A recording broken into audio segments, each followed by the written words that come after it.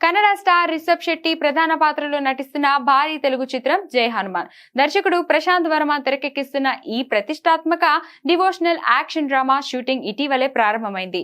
ఈ క్రమంలో తాజాగా ఈ సినిమాలో ఒక కీలక పాత్ర కోసం బాలీవుడ్ సెన్సేషన్ నటుడు అక్షయ్ ఖన్నాను ఎంపిక చేసినట్లు సమాచారం. దురంధర్ వంటి సినిమాలతో పవర్ఫుల్ పర్ఫార్మెన్స్ ఇచ్చిన నటుడు ఈ ప్రాజెక్ట్ లో చేరడం సినిమాకు మరింత బలాన్ని ఇస్తుందని విశ్లేషకులు భావిస్తున్నారు.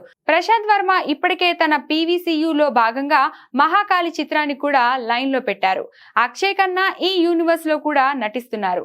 ఆ లింక్ తోనే ఆయన జై హనుమాన్ లోకి ఎంట్రీ అయ్యే అవకాశం ఉందని ఇండస్ట్రీ టాక్. దురంధర్ చిత్రంలో అక్షయ్ కు లభించిన గుర్తింపు కారణంగా ఆయన పాత్ర ఈ సినిమాలో చాలా పవర్ఫుల్ గా ఉండబోతుందని తెలుస్తుంది. ఈ క్రేజీ అప్డేట్ ఇప్పుడు ఫ్యాన్స్ లో సినిమాపై మరింత క్యూరియాసిటీని పెంచుతుంది.